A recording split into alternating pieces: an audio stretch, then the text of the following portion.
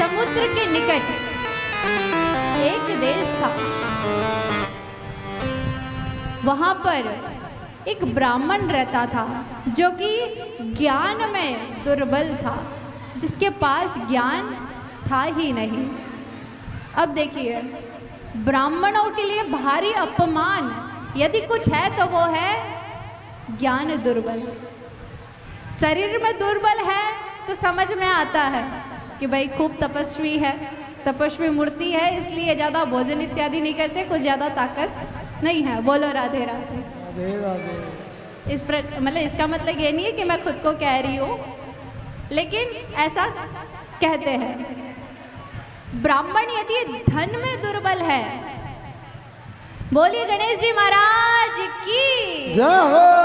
आज के आनंद की जय हो। शिव महापुराण की जय हो। जय हो। ब्राह्मण यदि धन में कमजोर है, धन में दुर्बल है, तो वो सुदामा हो जाता है महाराज। ब्राह्मण को धन से भी कोई अधिक अपेक्षा नहीं होती है कि मुझे इतना धन कमाना है, ये है वो है, तो वो भी चल जाता है। ब्राह्मण को कुछ भी कह दो, लेकिन ज्ञान दुर्बल, इससे बड़ा अपमान कुछ हो ही नहीं सकता। तो यहाँ पर सूत जी महाराज ने क्या कहा?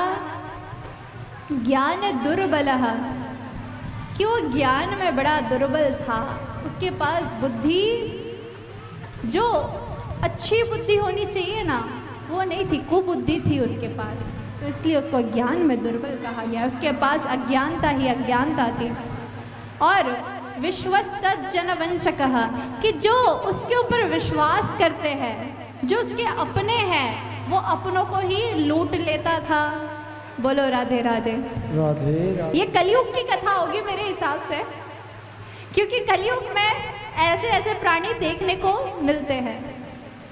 तो यहाँ पर सूत जी महाराज कहते हैं कि जो उसके ऊपर भरोसा कर ले, जैसे आजकल बहुत सारी स्कैमिंग होती है कि आप यहाँ पर लैंड खरीद लो, आप यहाँ पे ज़मीन खरीदो, मतलब 6 महीने में दुगना हो जाएगा, या पैसे यहाँ पे इन्वेस्ट करो कि आपका पैसा डबल। लेकिन जो डबल छोड़ो, उसका सिंगल का सिंगल क्या, आधा भी नहीं मिलता। क्यों नहीं मिलता? क्योंकि जिसने उसके ऊपर भरोसा किया, उसने उसी को लूट डाला। तो उसी प्रकार से देवराज भी क्या करता था? सब लोग का धन लूट लूट के इकट्ठा करता था। और एक दिन देवराज कहाँ गया? तालाब में नहाने के लिए गया। नहाते समय उसकी नज़र एक गणिका पे पड़ी। गणिका मतलब वैश्या के ऊपर पड़ी। वैश्या दिखने में बहुत सुंदर थी, तो देखते ही वो उसी में मोहित हो गया। उसको घर तक छोड़ने के लिए क्या गया कि अपना घर बार ही छोड़ बैठा, अपनी धर्म पत्नी को छोड़ बैठा, अपने बच्चों को छोड़ बैठा, अपने माता पिता को छोड़ बैठा, उसी के साथ रहने लगा। रहते रहते उसी का जूठा खाते खाते कुबुद्धि और अधिक बढ़ गया। आपको पता है जूठा हर किसी का नहीं खाना चाहिए, शास्त्र इसके खिलाफ है। लोग कहते हैं ना प्यार बढ़ता है इसलिए हम जूठा खा लेते हैं। एक्चुअली आप हर किसी का जूठा खाएंगे ना, तो उसका जो स्वभाव है वो आपके अंदर भी प्रवेश करता है।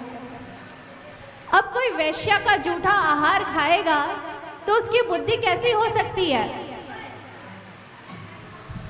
तो जूठा खाते खाते मांसाहार, मदिरा पान करना, गलत गलत कार्य करना, पशुओं की हत्या करना, विविध कार्य करने लग गया। एक दिन वेश्या ने कह दिया, वेश्या का नाम क्या था?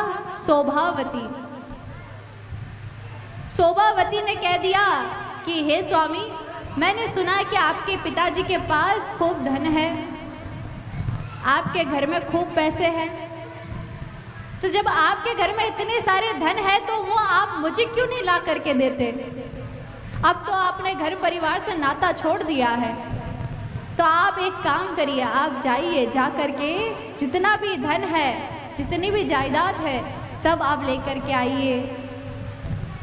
तो सुनते ही वो उसके प्रेम में, तो मैं क्या बोलूँ, उसके मोह में इतना अंधा हो गया था कि उसको क्या उचित है क्या अनुचित है, किसी चीज़ का भी ज्ञान नहीं रहा।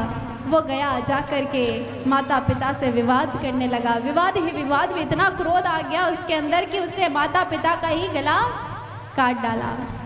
माता पिता का भी काटा, अपनी धर्म पत्नी को भी मार डाला। सबको मारने के बाद जितना भी धन था, जितने भी सोना चांदी, जितनी भी दौलत थी उसके पास, सब ले जा करके वेश्या को दे दिया।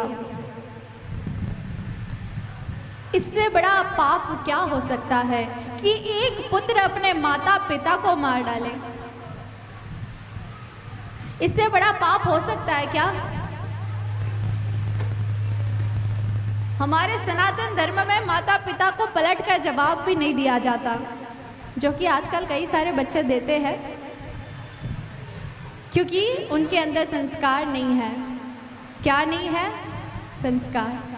और संस्कार जो है ना, एक चीज़ आपको मैं कह दूँ कि बच्चे को आप धन नहीं देंगे ना, पैसा नहीं देंगे ना बचपन में, तो वो भविष्य में इस लायक बनेगा कि वो अपने आप को भी हर एक चीज़ का सामर्थ्यवान बना सकता है और आपको भी पैसा ला करके दे सकता है, घर परिवार चला सकता है।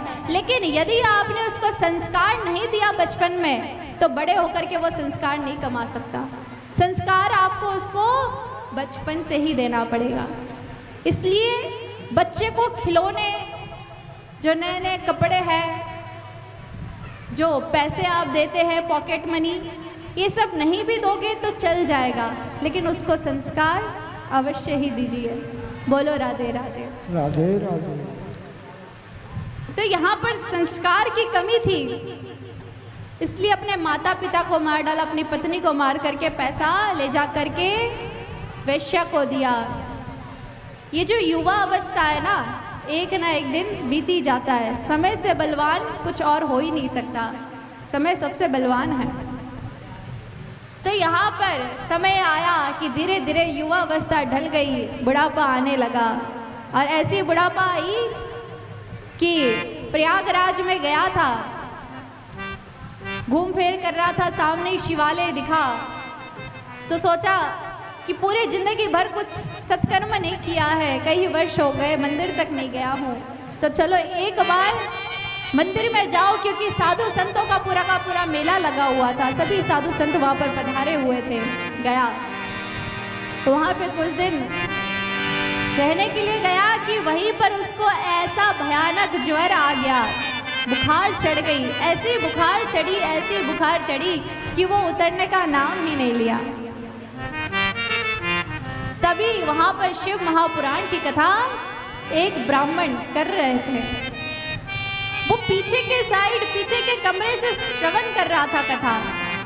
रोज कथा सुनता है, क्योंकि शरीर तो साथ ही नहीं दे रहा है, इतना जर्जर हो गया है शरीर की, वो ना चल पा रहा है ना कुछ कर पा रहा है। तो वहां पर बैठे बैठे शिव महापुराण की कथा श्रवण करने लगा।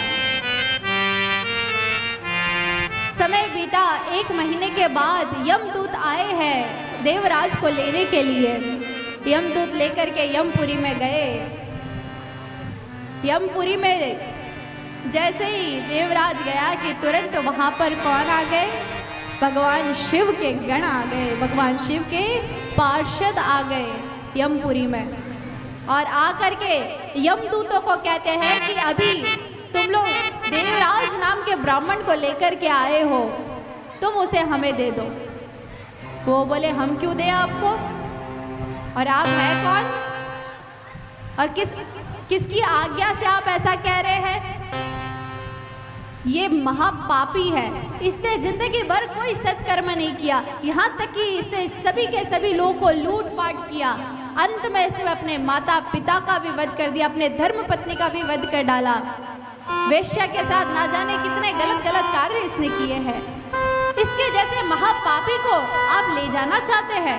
नहीं, ये तो अभी नर्क में रहेगा और अपने कर्मों का फल भोगेगा। रुद्रगणों ने कहा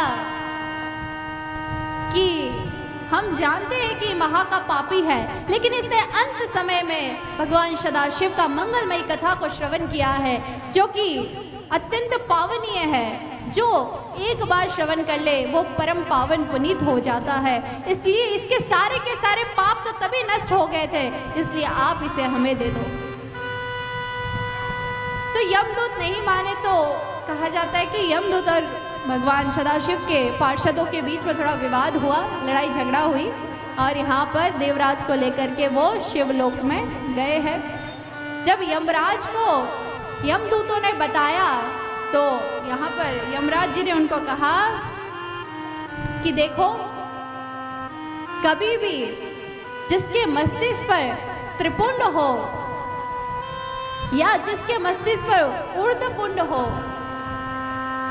जिसके गले में तुलसी की माला हो या रुद्राक्ष की माला हो, ऐसे भक्त को कभी भी तुम लेकर के मत आना। जिसके मुख पर हरि का नाम हो या शिव का नाम हो, ऐसे भक्त पर कभी भी तुम अपने पार्षद अपना फांसा मत चलाना करके जब यहाँ पर बताया तो यहाँ पे उनको समझ में आया